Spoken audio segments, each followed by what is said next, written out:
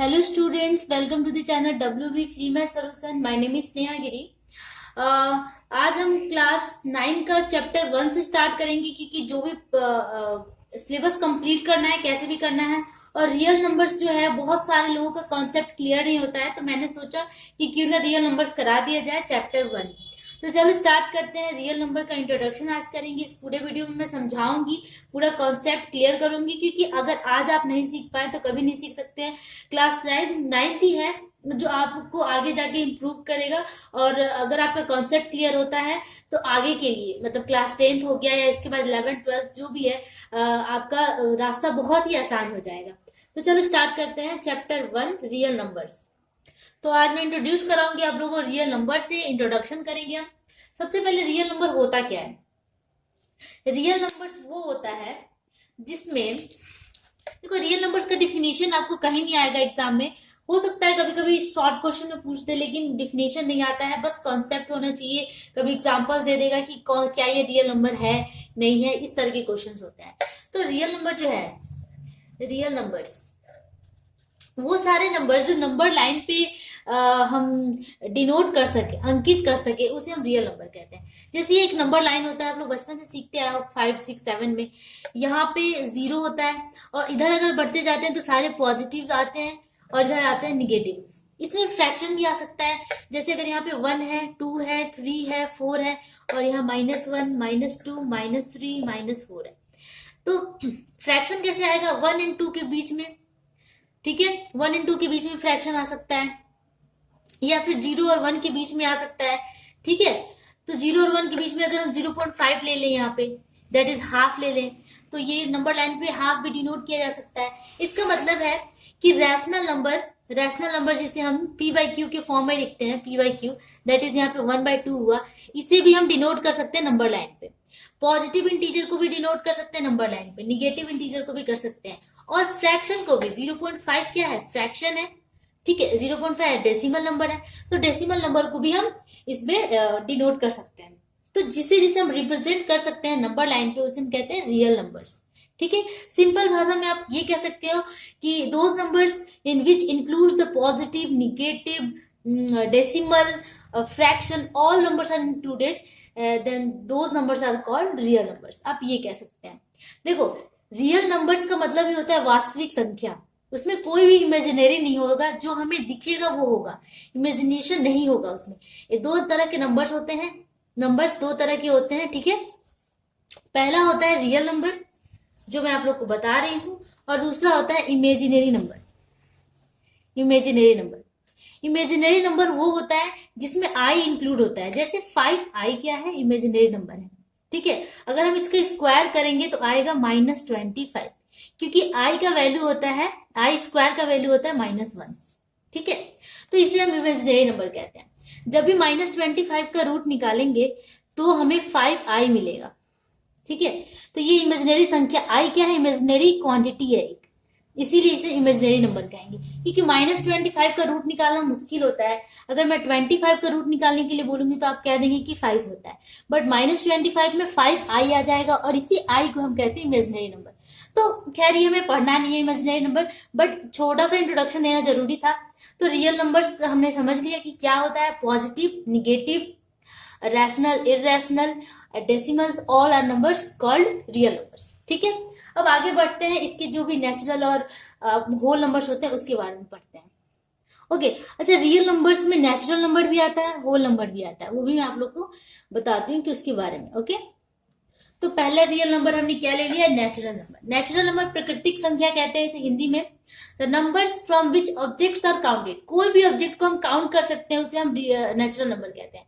जैसे अगर कुछ भी सामान रखा हुआ है तो हम लिखते हैं हाँ ये 5 थिंग्स है, 2 थिंग्स है या जो भी है, इसको काउंट कर सकते हैं, उसे हम कहते हैं नेचुरल नंबर. जैसे एग्जाम्पल है आपका यहाँ पे 1 2 3 4 5 डॉट डॉट आगे की तरफ बढ़ते जाएंगे. तो ये सारे क्या होते हैं? नेचुरल नंबर्स होते हैं. और नेचुरल नंबर को हमेशा डिनोट किया जाता है, डिनोटेड बाय n. ये आप ध्यान रखिएगा, हमेशा n से ही डिनोट किया जाता है. ठीक है, इसके बाद रियल नंबर है दूसरा आपका होल नंबर.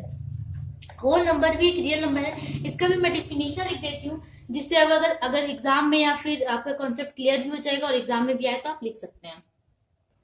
ओके, तो होल नंबर का डिफिनेशन मैंने यहाँ पे लिखा है, all numbers including all natural numbers including zero is called whole number.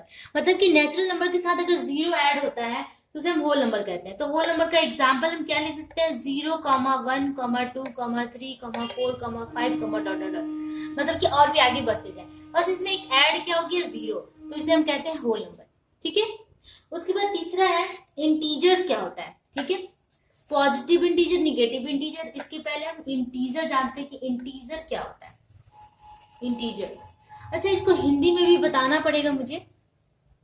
Okay, तो सबका मैंने हिंदी भी लिख दिया। नेचुरल नंबर को प्राकृतिक संख्या कहते हैं, अखंड संख्या कहते हैं, होल नंबर्स को, और पूर्ण संख्या इंटीजर को कहा जाता है। ठीक है, इंटीजर्स को कहा जाता है। इसका डिफिनीशन क्या होता है, इंटीजर्स होता है the group of numbers including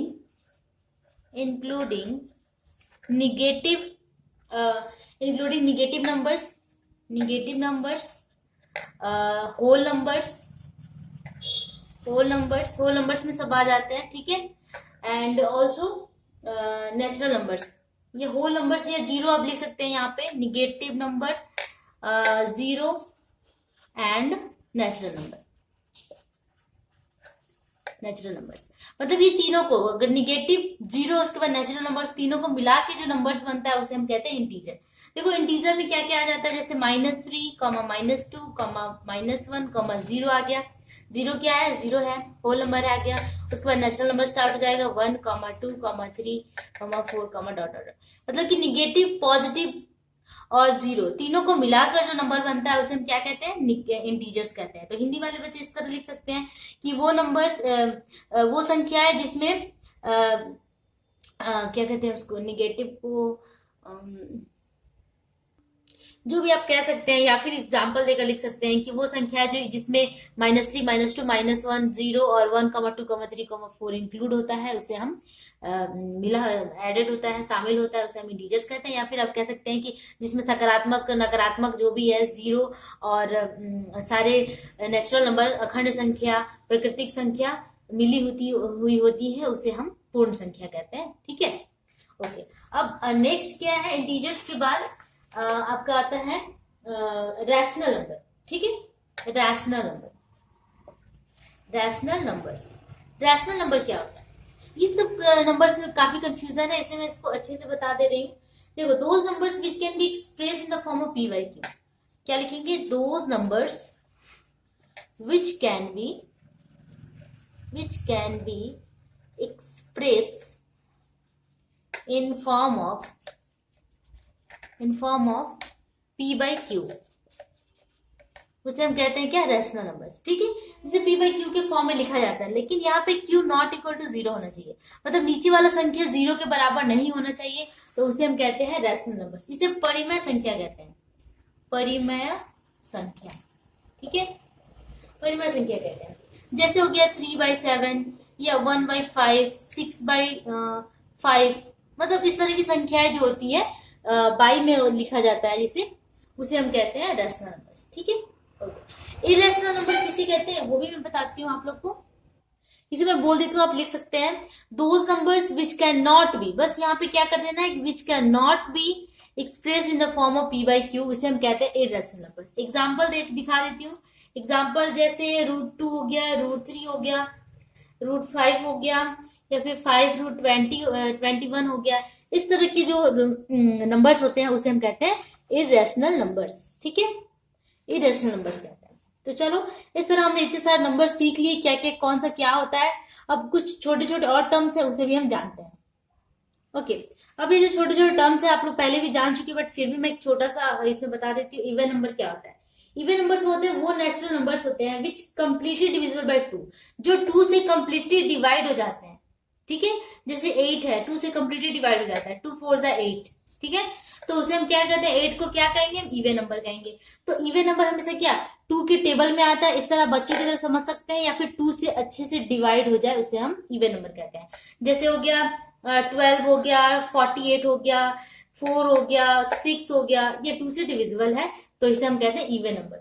ठीक है, अब आता है ऑड नंबर्स। क्या होता है, वो natural numbers which can not be divisible by 2, वो है नेचुरल नंबर्स जो सिर्फ 2 से डिवाइड नहीं होते हैं, उसे हम क्या कहते हैं, ऑड नंबर्स कहते हैं। ठीक है, जैसे 1, वो 1 2 से डिविजिबल नहीं है, 3 2 से नहीं है, 9 2 से नहीं है, 5 नहीं है। ठीक है, तो ये सारे नंबर्स क्या है, ऑड नंबर्स। ठीक है, जो कि 2 से डिवाइड नहीं हो सकता, 2 से भाग नहीं लगाया जा सकता है, उसे हम कहते हैं ऑड नंबर्स। अब आता है प्राइम नंबर। प्राइम नंबर क्या होता है, those natural numbers which divisible by only one and themselves, not divisible by any other number. सिर्फ अपने आप से डिवाइड होगा या फिर खुद से डिवाइड होगा या 1 से डिवाइड होगा। जैसे 3, इसका फैक्टर मतलब किसी से डिवाइड होगा, 1 से और 3 से, और किसी से डिवाइड नहीं होगा, तो 3 क्या है, प्राइम नंबर है। लेकिन देखो 9 प्राइम नंबर नहीं है, क्योंकि 9 1 से डिवाइड होगा, 3 से डिवाइड होगा, 9 से डिवाइड होगा, तो इसके फैक्टर्स 3 हो जा रहे हैं यहाँ पे, तो ये डिविजिबल नहीं है, तो ये प्राइम नंबर नहीं है। ठीक है, लेकिन 5 प्राइम नंबर है। 5 सिर्फ अपने से डिविजिबल होगा, अपने से डिवाइड होगा, और 5 से डिवाइड होगा, तो 5 क्या है, प्राइम नंबर है। ठीक है, उसी तरह जैसे 17 भी प्राइम नंबर हो गया, इसी तरह 13 भी हो गया। ठीक है, अब आता है कंपोजिट नंबर। कंपोजिट नंबर क्या होता है, those natural number which is divisible by one themselves and any other number, मतलब 1 से डिवाइड होगा, खुद से डिवाइड होगा, और एक किसी और से डिवाइड होगा, उसे हम कहते हैं कंपोजिट नंबर। कंपोजिट नंबर 4 से स्टार्ट होता है। ठीक है, 2 कंपोजिट नंबर नहीं है, 2 कंपोजिट नंबर नहीं है, क्योंकि 2 हमेशा 1 से और खुद से डिवाइड होगा, 2 एक प्राइम नंबर में आ जाता है। ठीक है, 2 प्राइम भी है और इवन नंबर भी है। ठीक है, ठीक है, कंपोजिट नंबर क्या है, 4 है कंपोजिट नंबर। इसका फैक्टर्स क्या क्या हो सकता है, 1 से डिवाइड होगा, 2 से डिवाइड होगा और 4 से डिवाइड होगा, मतलब 3 फैक्टर्स आ रहे हैं इसमें, तो ये क्या हो गया, कंपोजिट नंबर हो गया। जैसे कि 6 है, 1 से डिवाइड होगा, 2 से डिवाइड होगा, 3 से डिवाइड होगा। ठीक है, मतलब कि कम से कम इसके 2 फैक्टर्स तो होने ही चाहिए, 3 फैक्टर्स होने चाहिए, उसे हम कहते हैं कंपोजिट नंबर्स। ठीक है, होप आप लोग को ये समझ में आया होगा। हमने इंट्रोडक्शन यहाँ कंप्लीट कर लिया, अब हम चलते हैं एक्सरसाइज की तरफ। ओके, इंट्रोडक्शन के बाद अब आते हैं एक्सरसाइज की तरफ। यहाँ पे स्वयं करो, डू योर सेल्फ। एक्सरसाइज 1.1 है। ठीक है, तो एक्सरसाइज अब करेंगे 1.1। ठीक है, 1.1 में क्या दिया है, परिमेय संख्या किसे कहते हैं, और 4 परिमेय संख्या लिखिए। क्वेश्चन नंबर 1 देखो, ये पेज नंबर 7 में है। ठीक है, ये परिमेय संख्या किसे कहते हैं और 4 परिमेय संख्या लिखे। तो हिंदी वाले बच्चों के लिए मैं बता दूं कि आपका पेज नंबर 3 में यहाँ लिखा हुआ है, परिमेय संख्या किसे कहते हैं, जिन सभी संख्याओं को p/q के रूप में प्रकट किया जा सकता है, जहां p और q पूर्ण संख्याएं हैं और q नॉट इक्वल टू 0 है, तो उसे हम परिमेय संख्या या रैशनल नंबर्स कहते हैं। और इंग्लिश वाले बच्चों के लिए मैं थोड़ी देर पहले ही बता चुकी हूँ कि रैशनल नंबर क्या होता है। Those numbers which can be express in the form of p/q is called rational numbers. ठीक है, और इसके 4 एग्जाम्पल्स वो मैं अभी बता देती हूँ। ठीक है, एग्जाम्पल्स इसके क्या हो सकते हैं, p/q के फॉर्म में दैट इज 2/3 लिख सकते हैं, -3/5 लिख सकते हैं, 4/7 लिख सकते हैं, और 11/13 लिख सकते हैं। ठीक है, तो इसे हम क्या कहते हैं, रैशनल नंबर्स कहते हैं। ठीक है, अच्छा, ये रैशनल नंबर में आप ये भी ऐड कर सकते हैं कि those numbers which can be expressed in the form of p/q and q not equal to 0, p and q have no common factors. p और q का कॉमन फैक्टर नहीं होना चाहिए, जैसे कि 4/8 नहीं होना चाहिए। ठीक है, कॉमन फैक्टर है ना, इसमें 2,4 2 मल्टीप्लाई 2 लिख सकते हैं, इसे हम क्या लिख सकते हैं कि 2 मल्टीप्लाई 4 2 मल्टीप्लाई 2 लिख सकते हैं, तो कॉमन फैक्टर 2 आ गया, इसीलिए इसको इस तरह कॉमन फैक्टर नहीं होना चाहिए। There is no common factor, तो उसे हम रैशनल नंबर कहते हैं। ठीक है, तो इस तरह का आप एग्जांपल दे सकते हैं, 4 एग्जांपल्स। सेकंड नंबर क्वेश्चन में क्या है कि 0 क्या एक परिमेय संख्या है, 0 को p/q, जहां p और q एक पूर्ण संख्या हो, q नॉट इक्वल टू 0, और p और q के मध्य में 1 के अलावा कोई धनात्मक गुणनखंड उभयनिष्ठ ना हो, मतलब कोई कॉमन फैक्टर ना हो, उस रूप में प्रकट करें। क्या 0 एक परिमेय संख्या है कि नहीं, ये हमें बताना है। ओके, तो क्वेश्चन नंबर 2 का आंसर डायरेक्ट करते हैं। लिखते हैं, लेट अस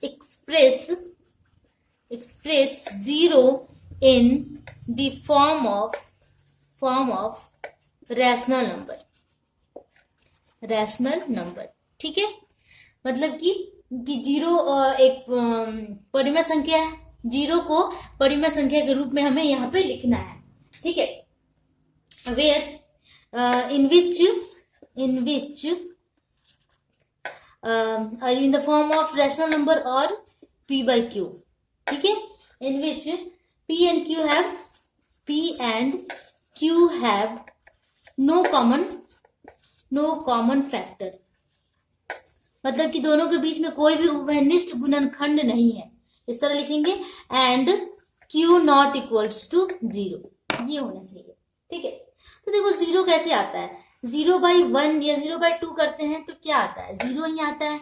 इसका मतलब कि 0 को हम 0/2 के फॉर्म में लिख सकते हैं, ठीक है। वेयर p by q के फॉर्म में लिख सकते हैं, p by q के फॉर्म में, जहां पे p क्या है, p और q का कोई भी उभयनिष्ठ कॉमन फैक्टर नहीं है, और q नॉट इक्वल टू 0 भी है, q 2 है तो q नॉट इक्वल टू 0 ही तो है यहाँ पे, ठीक है। तो हम इसे क्या लिख सकते हैं कि 0/2 इज इक्वल टू 0, एंड लिखेंगे यहाँ पर आंसर में yes 0 is a rational number,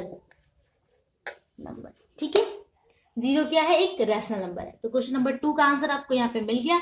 अब हम करते हैं क्वेश्चन नंबर 3।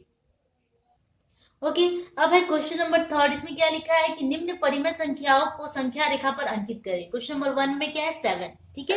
3rd का 1 क्या है 7 को क्या है, हमें क्या करना, नंबर लाइन पे सजाना है।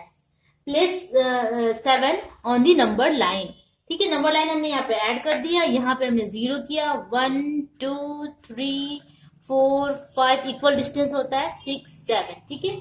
यहाँ पे आपका आ जाता है -1 -2 एंड डॉट डॉट आगे की तरफ बढ़ते जाएंगे, ठीक है। अब यहाँ पे हमें क्या करना है, 7 को डिनोट करना है ऑन दी नंबर लाइन। तो बस यहाँ पे एक ऐसे गोल सा कर देंगे एंड यहाँ दिखा देंगे 7, ठीक है, इस तरह दिखा देंगे। फिर नंबर 2 में क्या बोल रहा है कि -4 को दिखाना है नंबर लाइन पे। उसी तरह नंबर लाइन ऐसे डालेंगे, यहाँ 0 1 2 3 4, यहाँ -1 -2 -3 -4। आप आगे तक भी लेके जा सकते हैं, लेकिन हमें जो जरूरत है वहीं तक जाएंगे। तो -4 को दिखाना है, तो यहाँ पे एक बड़ा सा ऐसे गोल कर देंगे, -4 ऑन द नंबर लाइन, ठीक है। या फिर आप इसको ऐसे घेर भी सकते हैं, इस तरह घेर भी सकते हैं, ठीक है। अब 3rd नंबर में क्या है, 3/5 को नंबर लाइन पे डिनोट करना है। ये सारे नंबर्स क्या है, रैशनल नंबर्स है, ठीक है। 3/5 को हमें नंबर लाइन पे डिनोट करना है। तो इसी तरह नंबर लाइन बनाएंगे और इस तरह कर देंगे, 3/5 है ना, तो यहाँ पे लिखेंगे 0 फिर 1 फिर 2 फिर 3, यहाँ पे -1 -2, ठीक है, इस तरह। अब यहाँ पे 3/5 है, तो आप 9th क्लास के बच्चे हो, आप ज्यादा स्मार्ट हो, आप बस क्या करना है, आपको 3 से 5 को डिवाइड कर लेना है, ठीक है। 3/5 मतलब कि 5 से 3 को डिवाइड कर लेना है, ठीक है। तो ये तो जाएगा नहीं, 0 पॉइंट लगेगा, तो यहाँ पे 0 आ जाएगा। 5 6 30, ये कट गया, मतलब 0.6 आया। 0.6 मतलब कि 0 और 1 के बीच में लाई करेगा, ठीक है, 0.6, ठीक है। जैसे यहाँ पे 0 है तो 0.1 2 3 4 5 6 ऐसे आएगा, ठीक है। तो आपका 1 और 0 के बीच में आपका यहाँ पे लिख सकते हैं 3/5, ठीक है। इसको यहाँ पे आप घेर सकते हो या फिर इस तरह घेर सकते हो, ठीक है, गोल दे करके। तो 3/5 0 और 1 के बीच में लाई करेगा, क्योंकि 0.6 आ रहा है, ठीक है। ओके, अब आते हैं क्वेश्चन नंबर 4 पे। 4 में क्या है, 9/2। 9/2 इसी तरह आप डिवाइड करके देख लो, 9/2 इक्वल्स कितना होता है, 2 4 8 एंड 1 बचा, 2 5 10, यानी कि 4.5 आ रहा है। 4.5 को नंबर लाइन पे डिनोट करना है, 4.5 को, ठीक है। अच्छा 9/2 ही है, हाँ 9/2 है, ठीक है। अब यहाँ पे 4.5 आया, तो इस तरह लेंगे 0 1 2 3 4 5, ठीक है। और ये पॉजिटिव इंटीजर है, ऑब्वियसली पॉजिटिव की तरह जाएंगे। 4 और 5 के बीच में आता है 4.5, मतलब कि 4.5 कह सकते हैं, एकदम बीच में आएगा। तो यहाँ पे आएगा आपका कितना, 4.5, मतलब यहाँ लिखेंगे आप 9/2 और इस तरह डिनोट कर देंगे, ठीक है। 4 और 5 के बीच में आ गया, जैसे कि 4.5 करने से ज्यादा क्लियर हो जा रहा है, ठीक है। अब हम करते हैं क्वेश्चन नंबर 5 में क्या है, 2/9 है, 2/9 है, ठीक है।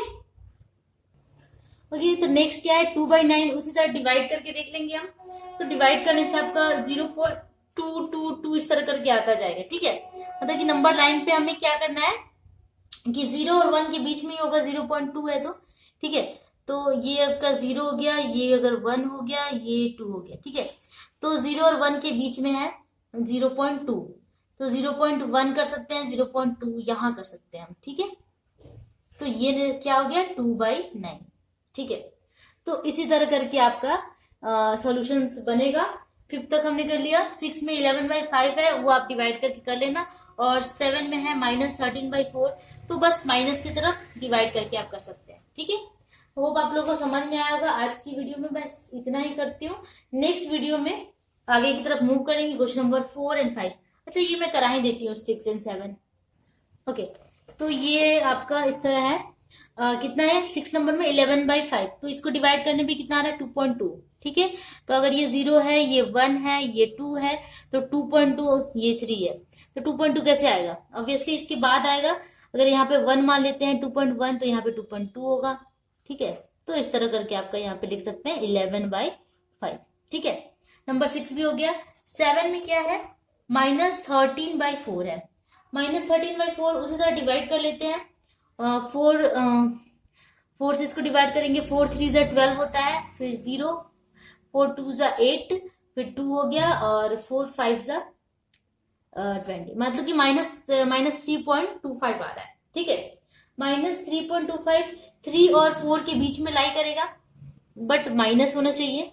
तो यहाँ पे हम 0 ले लेते हैं, या -1, -2, -3, एंड यहाँ ले लेते हैं -4, ठीक है। तो माइनस की तरफ लाई करेगा, ओके, ठीक है। तो ये क्या है, 3.5 से थोड़ा सा कम है, एकदम बीच से थोड़ा सा कम है, मतलब कि इधर साइड में जा रहा है, तो यहाँ पे हम मान सकते हैं इसको, ठीक है। इसको लिख सकते हैं हम -13/4, मतलब कि -3.25, ठीक है। तो इस तरह आप डिनोट कर सकते हैं नंबर लाइन पे। बहुत ही ईजी है, कोई भी टफ नहीं है, और उतना एग्जाम में भी नहीं आता है, बस ये कॉन्सेप्ट क्लियर करने के लिए है, ओके। अब क्वेश्चन नंबर 4 जो है उसे भी वैसे ही करना है, बट इसमें थोड़ा सा डिफरेंट है, ये मैं करा दूंगी। तो 4 से लेकर के 9 तक नेक्स्ट वीडियो में करेंगे। आज का वीडियो काफी लंबा ना हो जाए, इसके लिए हम यहीं पे फिनिश करते हैं। होप आप लोग को पूरा इंट्रोडक्शन समझ में आया होगा, एज वेल एज सोल्यूशन भी।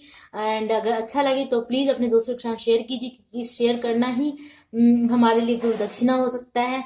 अगर हम आपके लिए कुछ कर रहे हैं तो आपका भी फर्ज बनता है कि आप हमारी भी बात माने, क्योंकि हमें भी एक्सप्लोरेशन करने का मौका दें, हमें भी लोग जाने, दुनिया जाने, यही हम चाहते हैं। एंड आपका भी भला होता रहे। तब तक के लिए keep practising, keep watching, and don't forget to subscribe. Bye bye.